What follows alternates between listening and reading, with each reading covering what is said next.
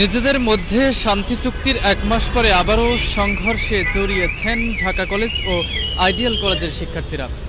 এক মাস আগেই কিন্তু পুলিশের উপস্থিতিতে তাদের মাঝে শান্তি চুক্তি হয় ঢাকা কলেজ, সিটি কলেজ এবং আইডিয়াল কলেজের শিক্ষার্থীদের মাঝে, এবং এই শান্তি চুক্তি হওয়ার এক মাস পরে তারা আবারও কিন্তু সংঘর্ষে জড়িয়েছেন। এবং আমরা দেখেছি উভয় পক্ষের পাল্টাপাল্টি উত্তেজনার মধ্যে আমরা দেখেছি যে ঢাকা কলেজের দুটি গাড়ি আসলে ভাঙচুর করা হয়েছে, এবং এই ঘটনাকে কেন্দ্র করে দুপক্ষের মাঝে আবারও একটি উত্তেজনাকর পরিস্থিতির সৃষ্টি হয়। এবং এই উত্তেজনাকর পরিস্থিতি শেষে এখন যান চলাচল কিছুটা স্বাভাবিক হয়েছে পুলিশের তৎপরতায়, এবং পুলিশের তৎপরতায় কিন্তু সেটি আসলে নিয়ন্ত্রণে এসেছে।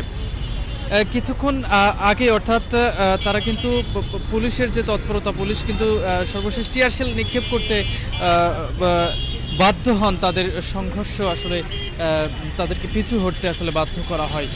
পুলিশের তৎপরতায় এখন পর্যন্ত স্বাভাবিক তাদের যে সংঘর্ষ, সেই সংঘর্ষ কিন্তু শেষ হয়েছে। এখন পর্যন্ত পরিস্থিতি কিন্তু স্বাভাবিক রয়েছে। তবে দুই কলেজের শিক্ষার্থীরা এখন পর্যন্ত তাদের কলেজ ক্যাম্পাসগুলোতে অবস্থান করছেন।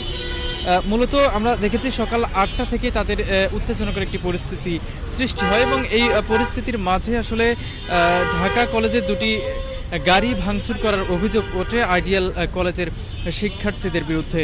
এবং এই ঘটনাকে কেন্দ্র করে আমরা দেখেছি দুই পক্ষ তারা আবারও আজকে কিন্তু সংঘর্ষে জড়ান, এবং এই সংঘর্ষে পাল্টাপাল্টি ইট পাটকেল নিক্ষেপ করা হয় সবশেষ পুলিশের তৎপরতায়। এবং পুলিশের তারা আসলে টিয়ার শেল নিক্ষেপ করতে বাধ্য হন, এবং সেই সাথে তাদেরকে ছত্রভঙ্গ করে দিতে আমরা দেখেছি যে লাঠির ব্যবহারও করেছেন পুলিশ। সবশেষে পরিস্থিতি কিন্তু এখন পর্যন্ত স্বাভাবিক। তবে এই সংঘর্ষ চলাকালীন সকাল থেকেই এই যে সায়েন্স ল্যাব মোড়ের যে সড়কটি, এই সড়কটি কিন্তু আসলে বন্ধ ছিল। এই সড়কটি আসলে বন্ধ ছিল। আমরা যদি একটু চিত্র আপনাদেরকে দেখাই যে এখন পর্যন্ত ইট পাটকেলের যেই চিত্র, সেটি কিন্তু এখনো রয়ে গিয়েছে।